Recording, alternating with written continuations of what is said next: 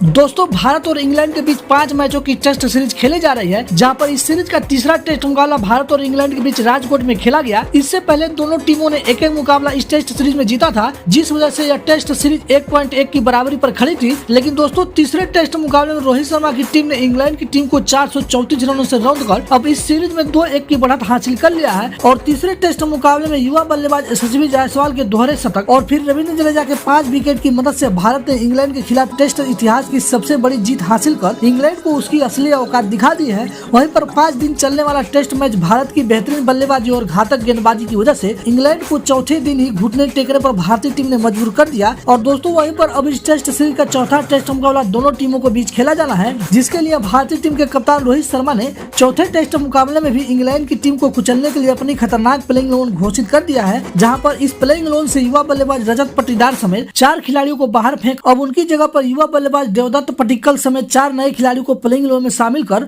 कप्तान रोहित शर्मा ने पूरी इंग्लैंड की टीम को चौंका दिया है। वहीं पर चोट की वजह से पिछले 3 टेस्ट मुकाबले में न खेलने वाले 2 घातक खिलाड़ी पूरी तरीके से फिट होकर भारतीय टीम के टेस्ट स्क्वाड से जुड़कर भारतीय टीम को पहले से कहीं ज्यादा बेहद मजबूत और खतरनाक बना रहे हैं। तो अब ऐसे में चौथे टेस्ट मुकाबले के लिए इंग्लैंड के खिलाफ भारतीय टीम की प्लेइंग 11 में भी होंगे कई भयंकर हैरान कर देने वाले बड़े बदलाव, जो हर किसी को चौंका देंगे। जी हाँ दोस्तों, आप बिल्कुल सही सुन रहे हैं। जैसा कि आपको पता है कि बैक टू बैक 2 टेस्ट मुकाबला जीत जाने के बाद भारतीय टीम चौथा टेस्ट मुकाबला जीतकर इस सीरीज पर कब्जा करना चाहेगी। तो इस सीरीज में बने रहने के लिए इंग्लैंड की टीम के लिए चौथा टेस्ट मुकाबला करो या मरो का बन चुका है। तो दोस्तों ऐसे में दोनों ही टीमें इस मुकाबले को जीतने के लिए अपनी जी जान लगाते हुए दिखाई देने वाले हैं। तो दोस्तों दोनों टीमों के बीच एक बार फिर से हम सबको एक हाई वोल्टेज टेस्ट का मुकाबला देखने को मिलने वाला है। तो दोस्तों इस वीडियो में हम आप सभी को बताने वाले हैं कि भारत और इंग्लैंड के बीच 5 मैचों की टेस्ट सीरीज का अगला मुकाबला यानी कि चौथा टेस्ट मुकाबला कब, कहां और कितने बजे से खेला जाएगा। इसके अलावा इस बड़े महामुकाबले की शुरुआत दोनों टीमों के बीच कब होगी।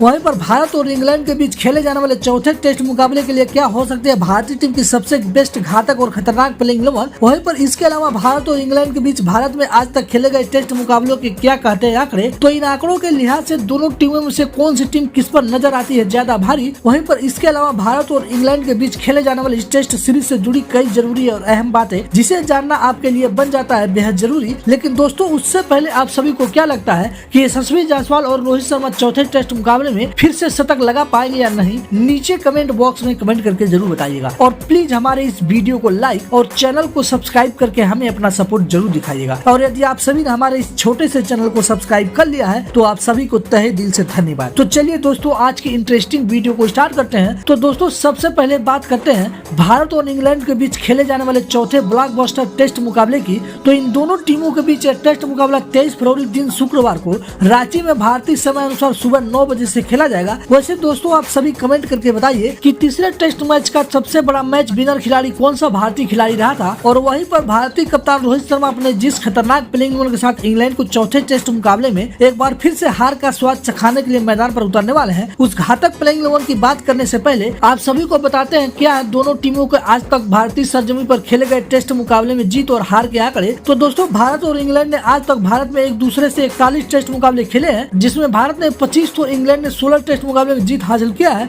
तो इन आंकड़ों के लिहाज से भारतीय टीम इंग्लैंड के टीम के ऊपर काफी ज्यादा भारी नजर आती है। तो वहीं पर दोस्तों चौथे टेस्ट मुकाबले के लिए भारतीय टीम की प्लेइंग 11 की बात करें तो भारतीय टीम के कप्तान रोहित शर्मा ने तीसरे टेस्ट मुकाबले में इंग्लैंड को हराने के बाद इशारों में बताते हुए दिखाई दिए थे कि वह चौथे टेस्ट मुकाबले में इंग्लैंड को हराने के लिए अपनी प्लेइंग 11 में कई बड़े और चौंकाने वाले बदलाव के साथ अपनी सबसे बेस्ट घातक और खतरनाक प्लेइंग 11 के साथ उतरेंगे। तो दोस्तों चौथे टेस्ट मुकाबले में ऐसी दिखाई दे सकती है भारतीय टीम की सबसे खतरनाक और बेहतरीन प्लेइंग 11। तो भारतीय टीम की प्लेइंग 11 में सबसे पहले नंबर 1 पर पहले ओपनर बल्लेबाज के तौर पर भारतीय टीम के कप्तान रोहित शर्मा खेलते हुए दिखाई देने वाले हैं। शुरुआती के 2 टेस्ट मुकाबले में अपने बल्ले से फ्लॉप रहे रोहित शर्मा का बल्ला तीसरे टेस्ट मुकाबले में जमकर चला था, जहां पर तीसरे टेस्ट मुकाबले में रोहित शर्मा ने 2 पारियों में 150 रन बनाए था, जिसमें पहली पारी में 131 रनों की पारी तब खेली थी जब भारतीय टीम को एक कप्तानी पारी की जरूरत थी। वहीं पर प्लेइंग 11 में नंबर 2 पर दूसरे ओपनर बल्लेबाज के तौर पर बाएं हाथ के यशस्वी जायसवाल खेलते हुए दिखाई देने वाले हैं। अब तक इस टेस्ट सीरीज में इंग्लैंड के हर गेंदबाजों की जमकर धुनाई करने वाले यशस्वी जायसवाल का बल्ला रनों की बारिश कर रहा है, जहां पर तीसरे टेस्ट मुकाबले में दूसरी पारी में 214 रनों की नाबाद पारी केवल 236 गेंदों में खेली थी, जिसमें 12 छक्के एक पारी में जड़कर टेस्ट में एक पारी में सबसे ज्यादा छक्के लगाने का रिकॉर्ड यशस्वी जायसवाल ने भी बना लिया है। और दोस्तों वहीं पर प्लेइंग 11 में नंबर 3 पर शुभम गिल खेलते हुए दिखाई देने वाले हैं। विराट कोहली के टीम में न होने होने की वजह से मिडिल ऑर्डर में शुभम गिल के ऊपर बेहतरीन प्रदर्शन करने का दबाव काफी ज्यादा है। इस टेस्ट सीरीज में शुभम गिल ने अब तक विराट कोहली की कमी को ज्यादा खलने नहीं दिया। वहीं पर अब तक 252 रन बनाने वाले शुभम गिल ने एक शतक तो एक अर्धशतक बनाकर अपनी पुरानी लय में लौट चुके हैं, जिनको रोकना अब इंग्लैंड के गेंदबाजों के लिए इतना आसान नहीं होगा। और दोस्तों प्लेइंग 11 में नंबर 4 पर एक बड़ा बदलाव करते हुए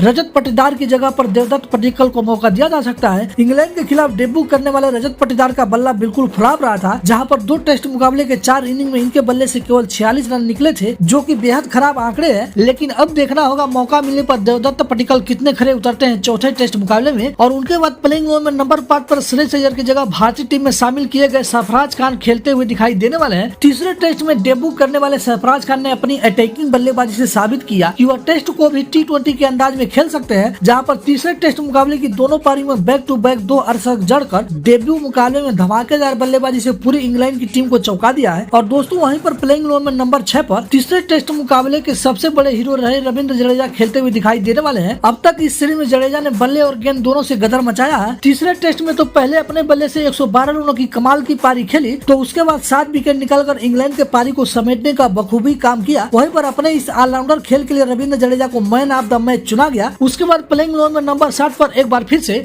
विकेट कीपर बल्लेबाज ध्रुव जुरेल ही खेलते हुए दिखाई देने वाले हैं। तीसरे टेस्ट मुकाबले में डेब्यू करने वाले ध्रुव जुरेल ने अपनी काबिलियत को साबित करते हुए दबाव में 46 रनों की एक बेहतरीन पारी खेली थी। वैसे दोस्तों आप सभी कमेंट करके बताइए कि शिखर भरत और ध्रुव जुरेल में ज्यादा बेहतर टेस्ट का विकेट कीपर बल्लेबाज कौन है। और दोस्तों वहीं पर प्लेइंग 11 में नंबर 8 पर दूसरे ऑलराउंडर खिलाड़ी के तौर पर रविचंद्रन अश्विन खेलते हुए दिखाई देने वाले हैं। और अब तक रविचंद्रन अश्विन ने टेस्ट सीरीज में अपने बल्ले से जहां 115 रन बनाए हैं, तो वहीं पर अपनी घातक गेंदबाजी से 11 विकेट चटकाए हैं। लेकिन रविचंद्रन अश्विन जिस तरह के गेंदबाज हैं, ये आंकड़े थोड़े और बेहतर होने चाहिए थे। लेकिन उसके बावजूद अश्विन ने इस टेस्ट सीरीज में 500 विकेट के जादुई आंकड़े को छूने में कामयाबी हासिल की है। और दोस्तों प्लेइंग 11 में नंबर 9 पर तेज गेंदबाज जसप्रीत बुमराह खेलते हुए दिखाई देंगे। अब तक पिछले 2 टेस्ट मैचों के गेंदबाजी के हीरो रहे जसप्रीत बुमराह ने तीसरे टेस्ट में भले ही केवल 2 ही विकेट लिए हों, लेकिन पूरे सीजन में जसप्रीत बुमराह ने इकलौते ऐसे भारतीय गेंदबाज रहे हैं जिनके सामने इंग्लैंड के बल्लेबाजों ने हथियार डाल दिए थे। और वहीं पर अपने दमदार प्रदर्शन से जसप्रीत बुमराह टेस्ट के नंबर 1 गेंदबाज भी बन चुके हैं। और वहीं पर प्लेइंग 11 में नंबर 10 पर दूसरे स्पिन गेंदबाज के तौर पर स्पिन गेंदबाज कुलदीप यादव खेलते हुए दिखाई देने वाले हैं। और तीसरे टेस्ट मुकाबले में कुलदीप यादव ने 5 विकेट लेकर बेहतरीन गेंदबाजी की थी। तो वहीं पर अब तक इस टेस्ट सीरीज में 2 टेस्ट मैच खेलते हुए 8 विकेट निकालने के साथ बल्ले से भी कुछ अहम रन बनाए हैं। और दोस्तों वहीं पर प्लेइंग 11 में नंबर 11 पर दूसरे तेज गेंदबाज के तौर पर मोहम्मद सिराज खेलते हुए दिखाई देने वाले हैं। अब तक इस टेस्ट सीरीज में बिल्कुल फीके रहे मोहम्मद सिराज ने तीसरे टेस्ट मुकाबले की पहली पारी में अपनी आग उगलती गेंदबाजी से 4 अहम विकेट निकालकर मोहम्मद सिराज अपनी पुरानी लय में लौट चुके हैं। वहीं दोस्तों आप सभी कमेंट करके बताइए कि भारतीय टीम अपनी इस खतरनाक और धाकड़ प्लेइंग 11 के साथ इंग्लैंड से चौथा टेस्ट मुकाबला जीतकर इस टेस्ट सीरीज पर कब्जा कर पाएगी या नहीं। और इसके अलावा और किस खिलाड़ी को प्लेइंग 11 में खेलने का मौका कप्तान रोहित शर्मा को देना चाहिए था, नीचे कमेंट बॉक्स में कमेंट करके जरूर बताइएगा। और आपने अपने इस चैनल को अभी तक सब्सक्राइब नहीं किया है तो चैनल को सब्सक्राइब करना बिल्कुल भी ना भूले, ताकि भारतीय टीम से जुड़ी कोई भी खबर सबसे पहले आप तक पहुंच सके। तो दोस्तों आज के इस वीडियो में बस इतना ही। हम फिर मिलते हैं अगले वीडियो में, तब तक के लिए जय हिंद जय भारत।